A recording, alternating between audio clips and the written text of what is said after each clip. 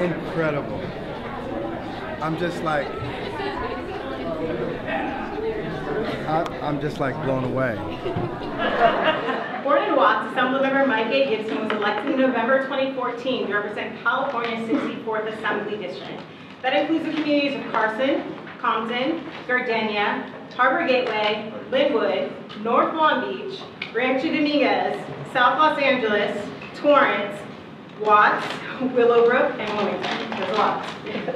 Assemblymember Gipson currently serves as Assembly Democratic Caucus Chair, responsible for driving the legislative decision-making process for the Majority Caucus, address statewide issues, and hold weekly meetings to discuss and set the caucus's priorities.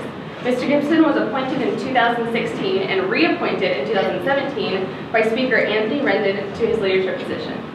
So thank you so much for coming. Both of our classes signed this for you as a token of our appreciation. So you can look at that there. There you go. Thank you so much.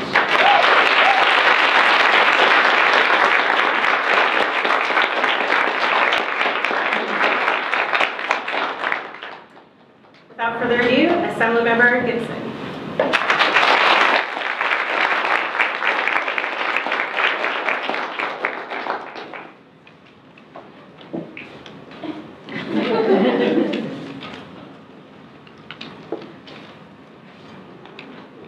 I'm speechless.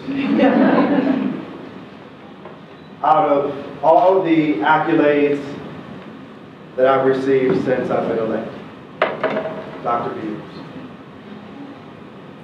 I can find it nowhere that I've ever received the kind of not only welcome, the kind of response that I've received here today. Some people think that leadership is glamorous and glitz and all those kinds of things, which it has its place in time, but also it has a place in time where you feel wounded, you feel helpless. Sometimes you feel like throwing in a towel. And everything that we're going through as a country, as a state, as Americans, is troubling to me. But I have received a renewing in my spirit just this moment by seeing each and every one of you in this room. You lifted me higher than I don't think anyone else could today.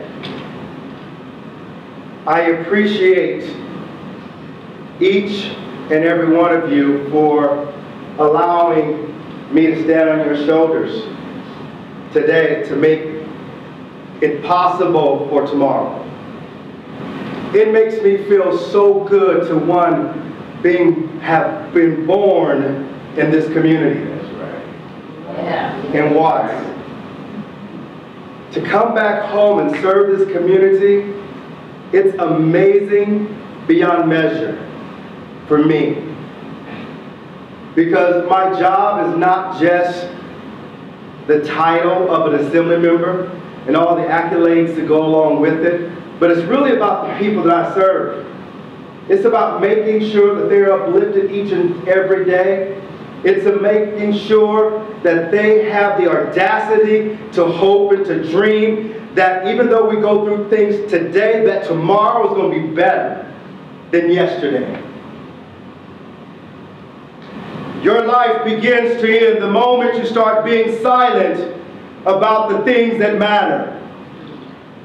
In the end, we will remember not the words of our enemies, but the silence of our friends.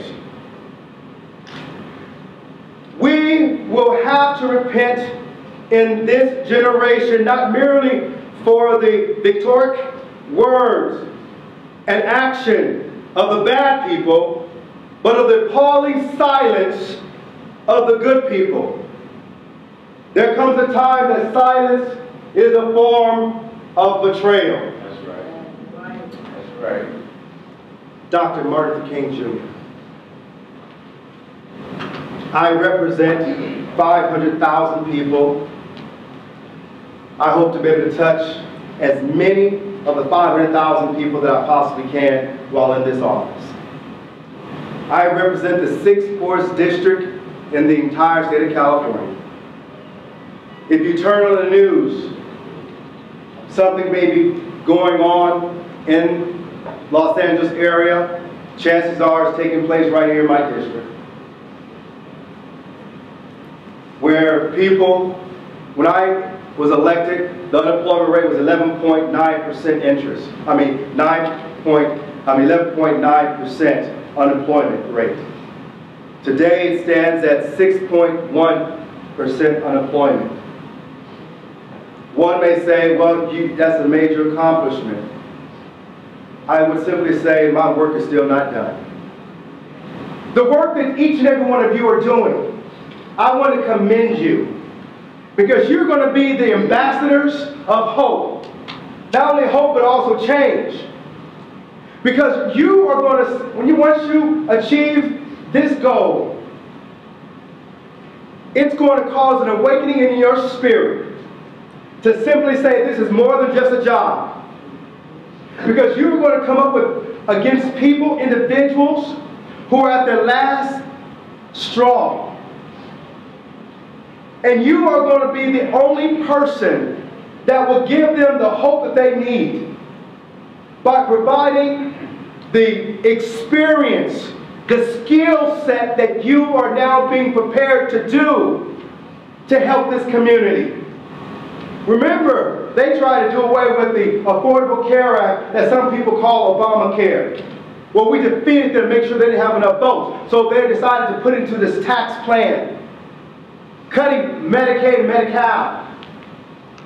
That's going to hurt the most vulnerable individuals in our community. The individuals that you will one day have to treat and take care of, they want to hurt those individuals. That's criminal. That's wrong. You have doctors who know someone who's living a high-risk lifestyle, but yet will refuse to give them the most latest information that's on the market so that they can live a long, prosperous life. And so I had to create a bill that forces doctors to do that work. To make sure that you don't just release a patient who's living a high-risk lifestyle out the door and not give them information. Now it's the law you have, it's the law of California that will mandate you to follow the law, to give that male or female information about PrEP and PEP so they can be treated. And so when we talk about the work that you're doing, each one of you are ambassadors of hope, that you understand your why. Your why is your purpose. Your why is what gets you out of bed each and every day when you don't feel like it. Your why generates the kind of energy that you need to hit those books even though your eyes are tired, even though your hands are cramping up because you're writing so much. Your why is going to continue to push you to that next dimension, to that next level. And then when you graduate, then you will start to see all that you have worked and labored for is not in vain. It's purposeful and it's meaningful. Not only just for you, not only just for your families, but for every person that you come in contact with, for every child that you come in contact with, for every mother and father that you come in contact with, you will be prepared to touch their lives in a most profound and dynamic way. This certificate of recognition is presented to Charles R. Drew University of Medicine and Science, Physician Assistance Program, on behalf of the California State Assembly. Thank you for your leadership and your commitment to advocating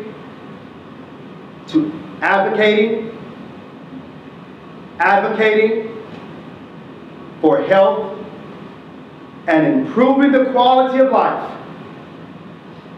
of those in your community and the residents of the 64th State Assembly District. Your commitment, you're to be commended.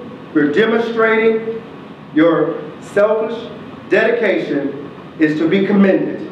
This day, December the 7th, 2017, signed by Mike Gipson, but let's not get it twisted, is given on behalf of the 500,000 people that I am so honored and blessed to represent in the California State Assembly. All right, Mike.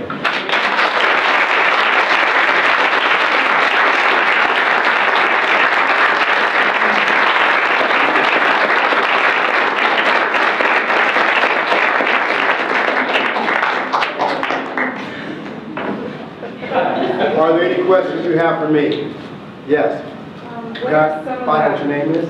My name is Esther. Esther. And first I want to say thank you for coming today. And I want to ask about what are some of the current things that you're working on for this community that you hope to see in the near future? I kind of said it earlier, and that is that creating jobs. Everyone, that man or woman that wants a job, then it's a job made available to them. Issues around healthcare, access to healthcare, affordable healthcare. There's some work that we need to do in the space of affordable drugs. I have health disparities in this district. I have food deserts in this district where we have fast foods that are not conducive and healthy. And we have very few healthy choices. So I want to work closely with cities to try to create farmers markets, restaurants that grow their own fruits and vegetables and bring it to the table so that people can eat it.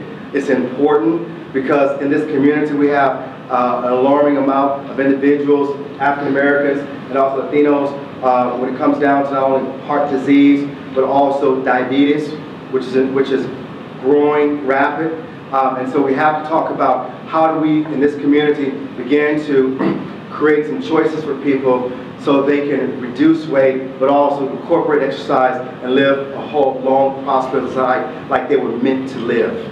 We will have, when we get back to Sacramento, talk about single payer, trying to address some issues there around single payer or universal health care, but making sure whatever happens in Washington, D.C., that we can protect as many of the million people in California.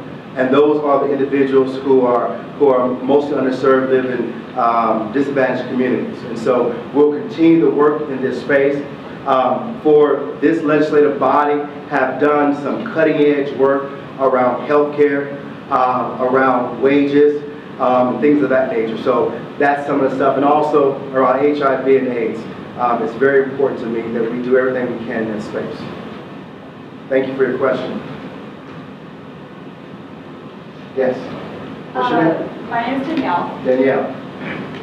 So my question is regarding, so when we see something as students or after we're done, we're working in the field, we see something that's just not right, this is just wrong. What's the best way to go about making a change?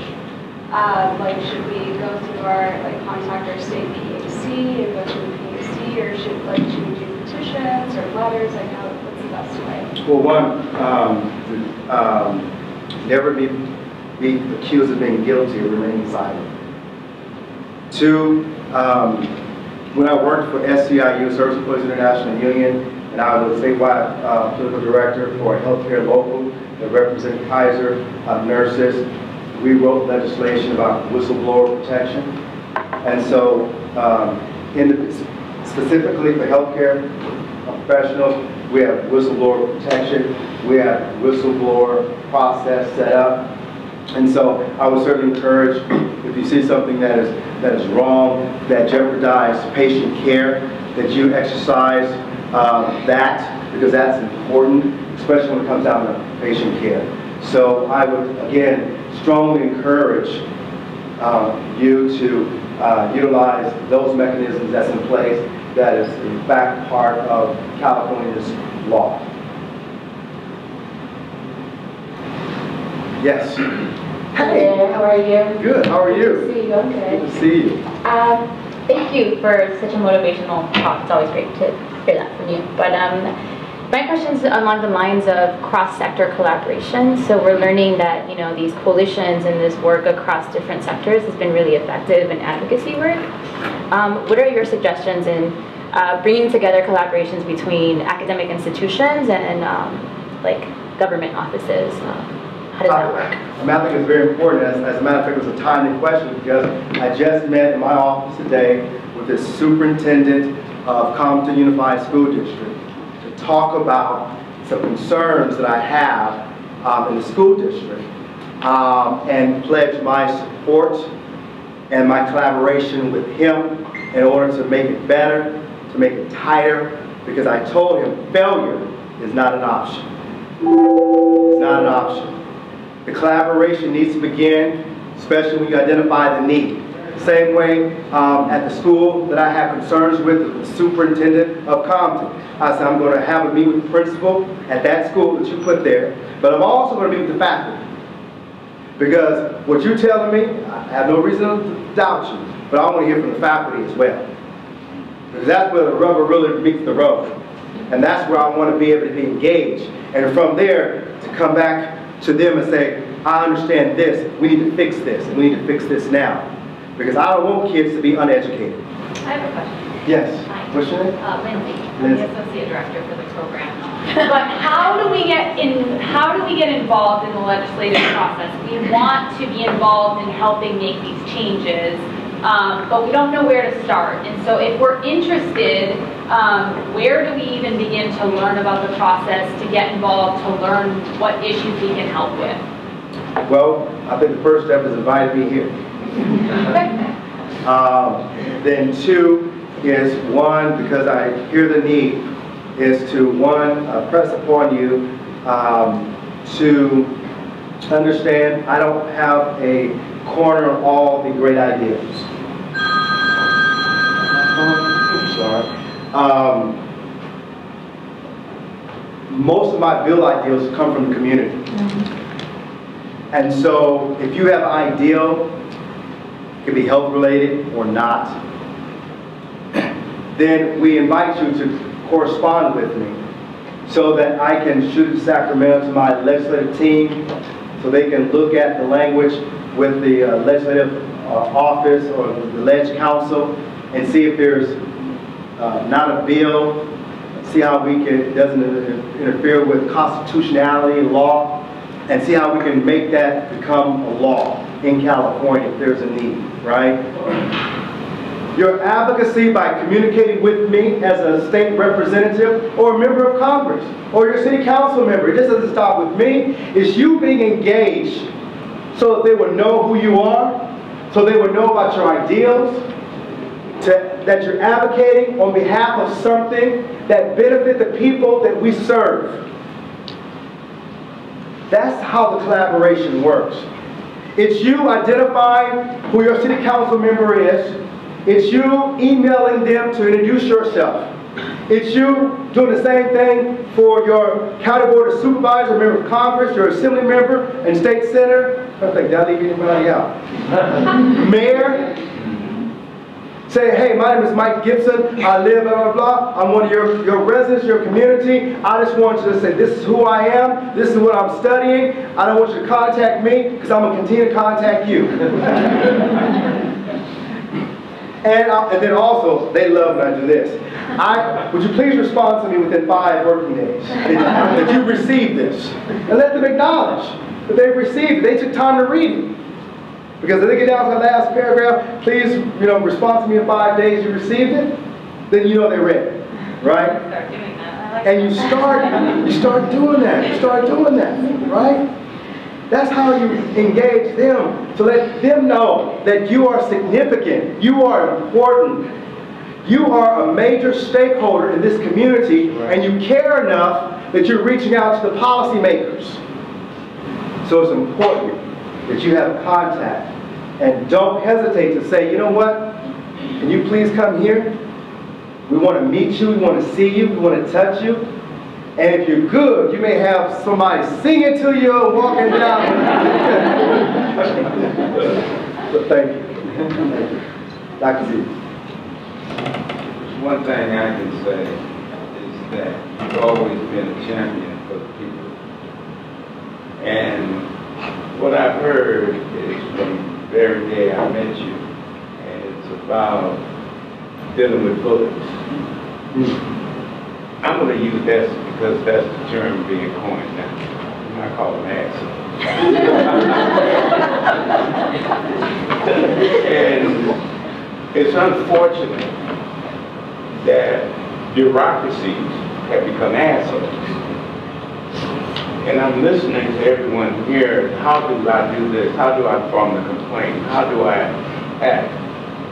Well, one of the things is you can't be silent. Now, that was the most powerful thing I heard tonight, is you can't be silent. People are so intimidated behind losing their jobs and what have you. They will sit and take that go when they, and you've given up your power. I'm not going down that way. I know how to use power. And you have. Yes, I have. Because I remember a young man before he was married, right on the corner of Vermont and Florence, advocated by the name of Mike Gipson, along with Karen Bass and Ronald Beavers and Peggy Toy, and had a horse out there, and we were advocating for policy about changing tobacco policies for health disparities. Right. I remember that. You know how long ago that was? 25 years. And you have never given up your ideology and your philosophy. Thank you. One of the things that I'm really seeing here, and I just love this part, is that you can deal on all levels, from the state senate to the assembly, but you're not as scared to hit the sidewalks of Washington and listen to what others got to say who you serve. That is the most powerful thing that anyone in position can do. Just don't be afraid to walk where you serve. We have bureaucracy people and folks and institutions that are scared to come out of their powers and hit the sidewalks. And the only thing they get is hire a damn consulting team to tell them what they need to do. And all they got to do is get off their ass and hit the sidewalk. And let me say, certainly Dr. Ronald Beavers has been someone who has spoken truth to power.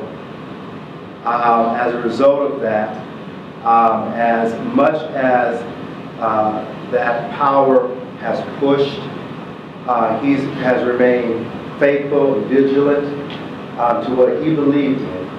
And as a result of that, change came. Sometimes change is slow, but change will come. And so I want to thank you very much for that, for just, one, again, being the David against the Goliath. And believe me, sometimes it may not seem like it'll pay off, but if you hang in there, right, it absolutely will.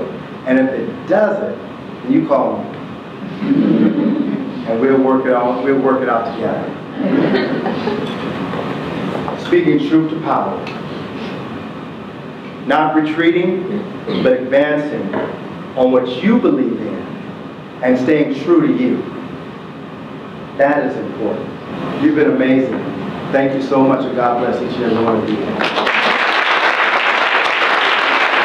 And we just wanted to say thank you to you. I know they rearranged, I don't know if you know this, but they also rearranged your schedule to get you here, and I know we weren't on your schedule initially, but I kept emailing and I didn't get there. I didn't have to tell thank you, Diana, and thank you so much. We're really blessed to have you as our assembly member and as part of our CDU PA family. So thank you so much. We really appreciate you, and we look forward to seeing you next time. Thank you so much.